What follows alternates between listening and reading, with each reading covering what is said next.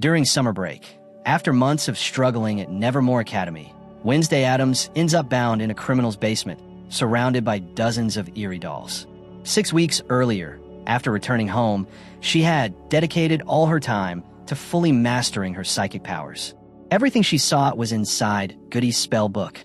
Once she gained control over her abilities, Wednesday turned her focus to an obsession she'd had since she was 6 years old.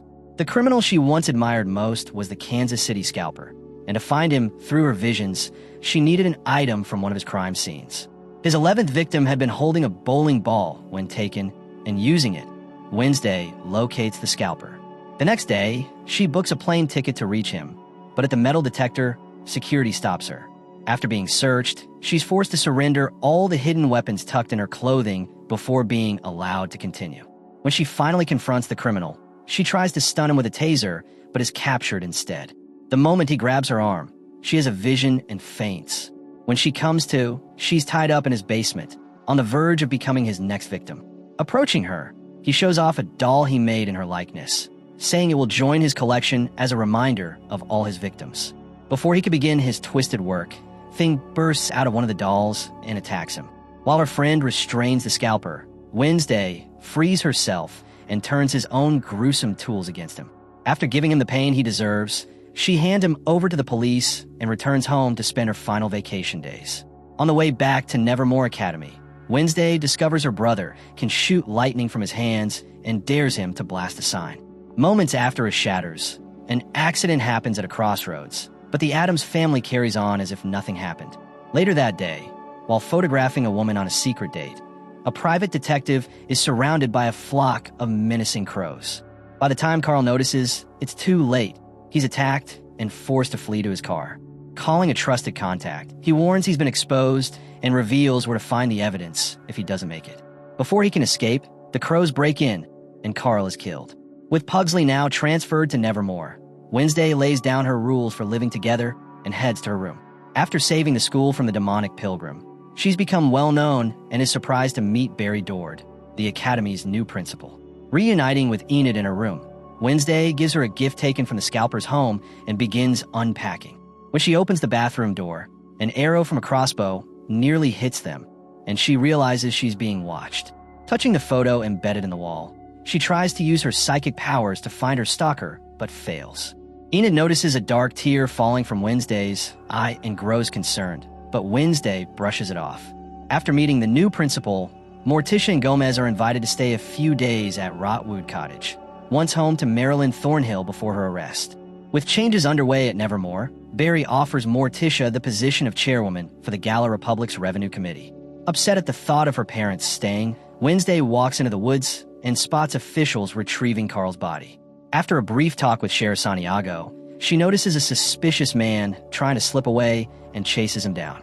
Knocking him over, she finds the hooded man as Gallon, who claims to have been Carl's friend. He says they were working on a case and that Carl had uncovered something that could impact all outcasts. But remembering how the ex-sheriff protected his monstrous son, Wednesday refuses to trust him and walks away.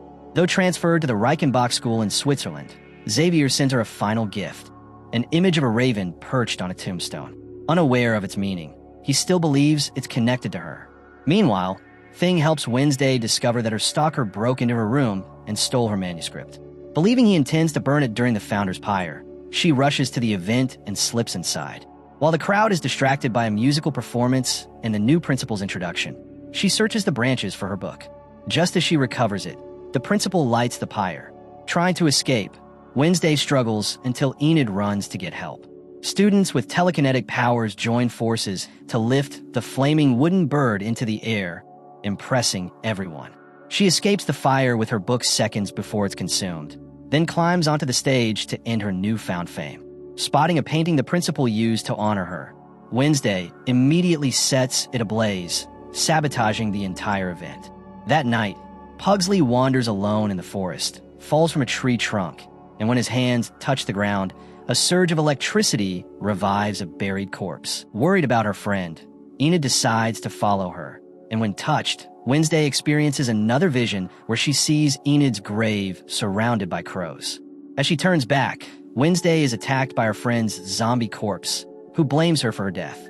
In that moment, Wednesday collapses, and Enid, along with a woman in a red cape, comes to her rescue. When she regains consciousness, Wednesday finds her mother beside her. Morticia explains that she's concerned because her daughter's tears are a sign of psychic exhaustion. Choosing to disregard her mother's warning, Wednesday goes after Gallon to try to discover how to change her friend's fate. After breaking into his house, she learns that the former sheriff has been killed and, like Carl, has had his eyes removed. Suddenly, a swarm of crows bursts from his mouth, flying in confusion until they find an escape. As they flee through the window, Wednesday notices one crow remains. Looking closer, she recognizes it as the same crow from her vision and from Xavier's painting. She touches Gallon's body, hoping for clues to save Enid, but realizes her powers no longer work. Spotting the police approaching, she tries to escape, only to be stopped by Sheriff Santiago, who takes her to jail. While Wednesday is being questioned, Gomez arrives claiming to be her lawyer. He gets her released back to school, warning the sheriff she'll need a warrant to speak with Wednesday again. The next morning, Pugsley takes his roommate to the barn, revealing he's hidden the zombie there. Seeing the creature, Eugene realizes it's the boy from the Skull Tree and is shocked to learn the tales about him were true. Using his abilities, Pugsley restarted Slurp's mechanical heart, bringing him back to life, but asks Eugene to keep it a secret. To find out who's behind the crow attack, Wednesday questions Barry and Dr. Oroff about students who can control birds. The talking head tells her the last Avon at Nevermore graduated a decade ago, leaving her to wonder who it could be. Without an answer, she visits Willow Hill Psychiatric Hospital to see Tyler, where she's greeted by Dr. Fairburn. The doctor admits her usual treatments aren't working, so she allows Wednesday to meet Tyler, hoping it will spark a reaction.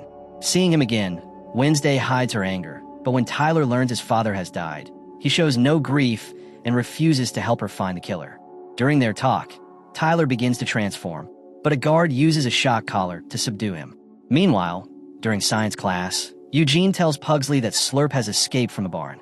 Later, in her room, Wednesday finds Thing locked inside a trunk. Freeing him, she learns Enid has been kidnapped. Soon after, she gets a call from her stalker, who warns she has only 30 minutes to find her friend or lose her forever. When Enid wakes, she and Bruno see they are chained at the top of Iago Tower, with hundreds of blades poised above them. Following a clue about Enid's location, Wednesday heads to the music room and plays the notes on a card. A hidden passage opens, leading her to an elevator that takes her to the top of the tower. Finding her friend, she orders Thing to free them, but he falls into a trap and is pinned by a blade. The trap activates, and the blades begin to lower. Solving the stalker's riddle just in time, Wednesday rescues her friend as the platform rises again. After freeing Thing, she hears clapping, and Agnes appears.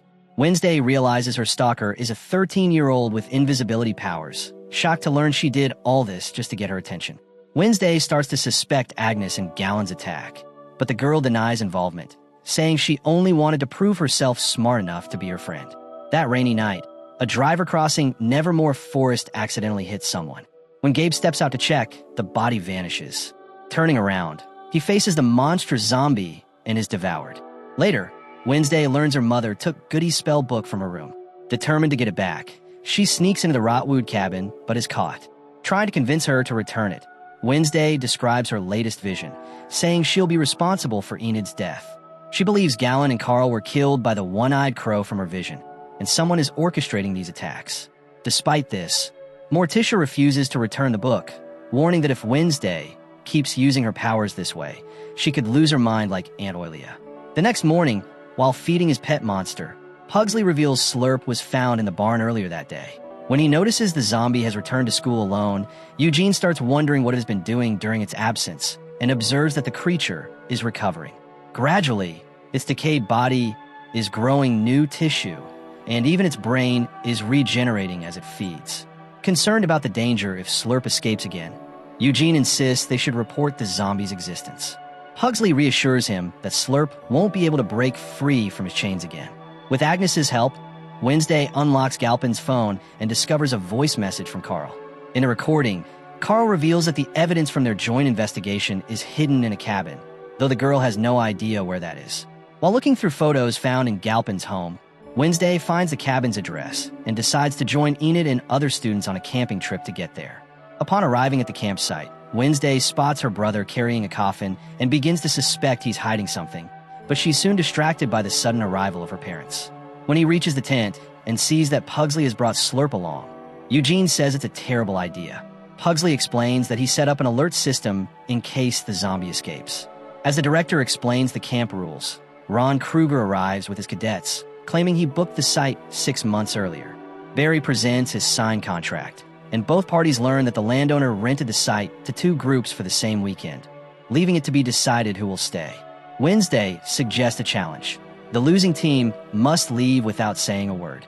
The task is to steal the opposing team's Zephyr and place it atop the watchtower, with the first group to finish declared the winner.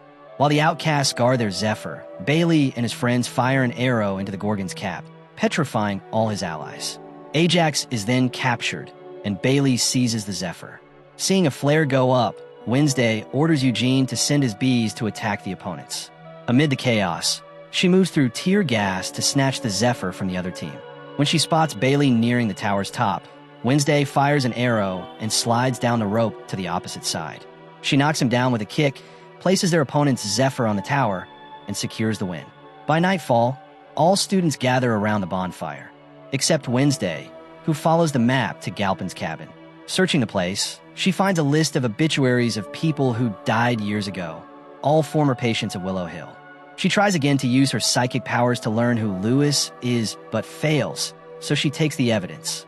Knowing her mother won't easily hand over Goody's book, Wednesday challenges her to a blindfolded duel, and Morticia agrees. Still bitter over their defeat, Ron Kruger and his cadets set an ambush to drive the outcast from camp, but instead, they fall into the trap Pugsley built for Slurp. As the fires ignite, Ron is eaten by the zombie, and his cadets run off in terror. Meanwhile, mother and daughter head into the woods to begin their sword fight. If Wednesday destroys her mother's glass heart, she'll win the book back. If she loses, Morticia will burn it. When he finds Slurp has devoured Ron's brain, Eugene panics but joins Pugsley and Agnes in searching the forest, with Agnes thrilled to be part crime scene. While bathing, Gomez is startled by Slurp, who attacks him with an axe. Pugsley intervenes, and the noise draws Barry and the students, who decide to flee upon seeing the monster. After a fierce fight, Morticia shatters her daughter's crystal heart. Frustrated, Wednesday removes her blindfold and sees her mother about to be attacked. The young woman quickly hurls her sword at the zombie's skull, stopping it just in time to keep Morticia safe. Moments later, the police arrive to arrest Slurp and remove him from the public, so he can't harm anyone else. As Captain Kruger's body is taken away, Wednesday notices a one-eyed crow watching her before it flies to its master's shoulder. Before she can unmask the creature behind the attacks, it vanishes before her eyes. The next morning, Thornhole is brought to Willow Hill Psychiatric Hospital and taken to Dr. Fairbairn's office for questioning. The doctor's goal is to learn what Thornhole did to Tyler, believing that's the key to unlocking his mind. Thornhole refuses to cooperate, so Fairbairn orders the guards to return her to state prison, where she will stay in solitary until her trial. Before leaving, she pleads to see Tyler one last time, and the doctor escorts her to his cell. But when Tyler sees the woman who made him commit terrible acts, he transforms into the monster and attacks Thornhill. Enraged, he throws his former master against the wall. Despite nearly losing her life, Thornhill is oddly glad to see him again. After a call from her granddaughter, Hester Frump arrives in Nevermore to speak with her, and Wednesday is thrilled to see her. While they inhale the scent of Patricia Redcar's ashes, the one-eyed crow swoops in and steals the obituaries, prompting Wednesday to give chase. Leaving the cemetery, she spots the same hooded aviary from the camp, but can't catch up. Realizing she can't solve this alone, Wednesday turns to her Uncle Fester for help and learns that Oilia has already been committed there.